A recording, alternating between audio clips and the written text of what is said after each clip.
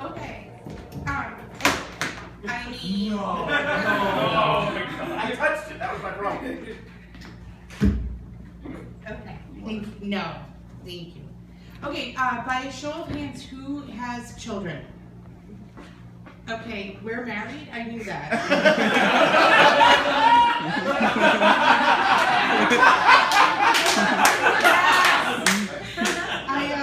I was actually going to say who's been pregnant, but let's not go down that road. Okay, so this is called Labor of Love. And on September 25th, 2008, this is what I looked like. I was actually due on September 21st, and I was so pregnant that my maternity clothes no longer fit. You see my belly there? That's not okay. I was so excited to be pregnant because as an overweight woman, I thought, oh, I'm gonna get pregnant and the baby's gonna fill my fat belly right here and then she's gonna kind of push out a little bit and I'm gonna have this super cute baby belly and people will be like, fat or pregnant? I don't know. It's a mystery. That's not what happens. The baby's behind your belly. It's in a uterus, and the uterus pushes all of this out. So when you end up with is a baby hiding behind your roll of your fat. So that's what happens. So with nobody really having children other than my husband, this is going to be very informational, probably a little horrifying, so I'm going to just get right to it. There's a couple of things you guys need to know before you go down this path. You probably shouldn't know this, I'm going to tell you anyway. The first thing that people don't tell you is, between us girls, is that you poop during labor. While you're pushing, you are pushing everything out. And the nurse will tell you to push through your bottom. Now, I didn't know what that meant, so I actually ended up pushing for 6 additional hours until it clicked on me. She was like, push out of your bottom. And I'm like, does she mean like my bottom of my vagina? Like, is there like a magic muscle in there? So I ended up doing like almost like kegels while I was like actually trying to excrete the child. And she kept saying, oh, you don't quite have it. I'm like, well, that's obvious. We're on hour 4. I've just been threatened with a C-section. I'm fucking trying. Trust me. Nobody wants to be gutted like a fish. Anyway. So the thing that they don't tell you about the poop though is like in my mind I thought I was gonna push out a log of poop onto the delivery table. This was gonna ruin my beautiful moment.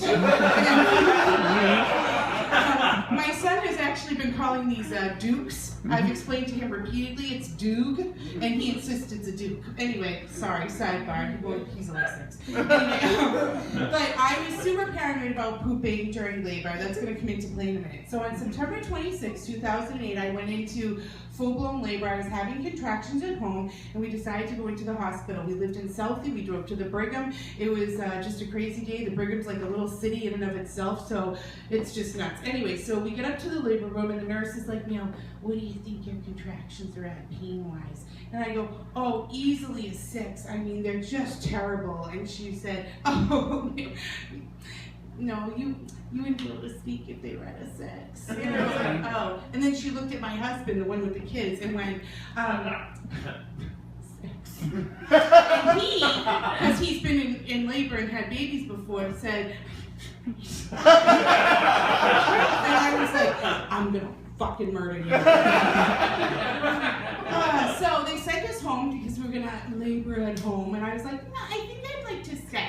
And she was like, no, they're not far enough apart, so you just scoot on home. So this asshole took Starro Drive and proceeded to hit every bump, I mean pothole, bump, you name it, and every time we went, I was like, oh, it's a 7. So we get home, and I said to him, now you listen to me, and you listen real fucking good.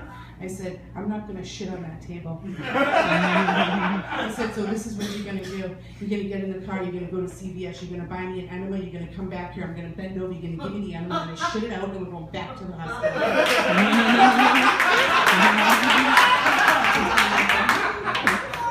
And he said, I'm not doing that. I said, oh, I think you are. So he was like, okay. And he shut the door, and as I shut the door on him, I was like, what's happening? And this pain so deep. So I to describe it, it would be like take a hot poker, slammed into my lower back, and then was dragged all the way across. And I was like, oh no, I'm not about this life. This is not gonna work out. I was like, oh my fucking God. And I said, okay, just keep it together, keep it together, keep it together. I started to bleed sweat, and I thought, I don't even know where I am anymore. And I said, you know what to do? You're a good Catholic girl, pray. So I said, okay, Hail Mary, full of God, Lord is with thee, also thanks God. That's how good I am. Okay.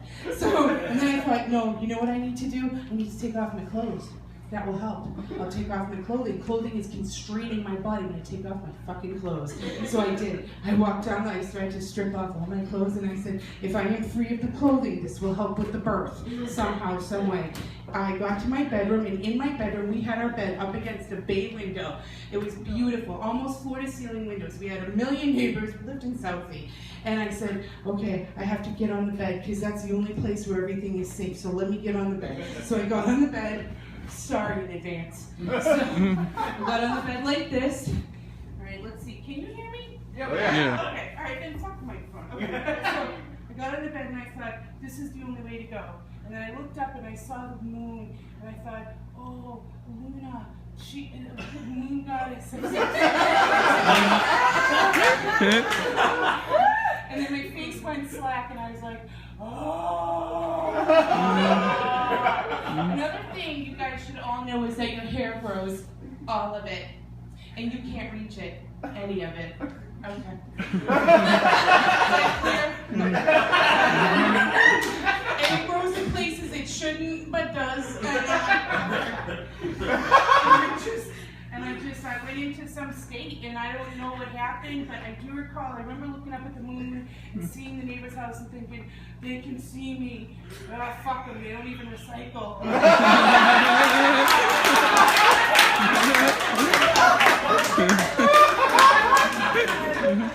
then I thought, oh my God, my breasts, they're so heavy with milk.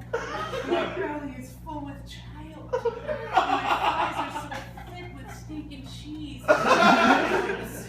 And I just laid there, like the rocking seemed to help. And then I heard like something behind me, and it was just a rustling. It was just a rustling, and I turned my back and I said, it was him, and I said, did you get the enema? And he was like, yeah, we're not going to do that now. And then he walked into the kitchen, and I said, get back here. We're going to do the enema. Please shave me. Fucking do something. And I heard him on the phone with the nurse, and I heard him say, she's trying to have a baby in the bed. No, we weren't planning a home birth, no. Okay, we're on our way. And then he came over to me and he said, hey, you.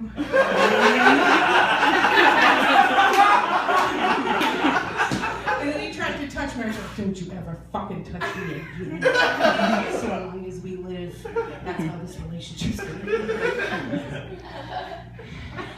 Gently helped me put my clothes on, and we went to the doctor, and a mere 38 hours later, I gave birth to a beautiful baby boy. Now this motherfucker, secretly, we were like, we just want a healthy baby. When you have your first baby, you're so fucking spoiled, you don't know what can go wrong. You're like, in your head, you'll say the right things to people, like, we just want a healthy baby. I want a girl. But he was, he wanted a boy.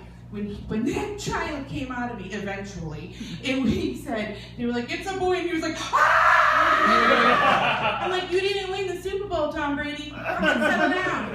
Anyway, I'd like to show you the sexy side of childbirth. If I may.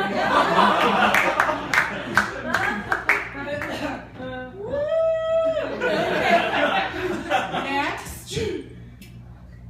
Okay, this right here is a very scared human being. You can see it in the eyes. That's pure fucking terror. That is the second, third love of my life. Oh, precious. Next. His name is Theodore William, named after, obviously, Ted Williams, fucking Derwood from Boston. I show you this picture not because I care about him. Look at my fucking hair. Is that not beautiful? You can't buy shine like that. Actually, now that I have you all, I'd like to get some feedback. Do I stay with this blonde ombre thing that I think I'm rocking? Or do I fucking kick it old school and go back to the brunette? So brunette. Yeah! That seemed fairly unanimous, guys. All right. Was there any vote for this? Yeah. You lost, and so did I, apparently. Okay, next. This is my boy on his first birthday. Now, people like, my baby's the best looking kid in the world. I'm like, no, he's not. But mine is. Next. We had so much fun the first time, we decided to do it again. She was an emergency C-section. That's a story for another time. I will tell you that the doctor accidentally stepped in blood while she was operating on me and left footprints all over the area. And I was like, what is happening? This is my precious angel baby. Her name is Genevieve Marguerite because I'm that fucking pompous. And my little guy turned out to be Mama's little money maker. Fuck you bitches, he's a Hasbro model.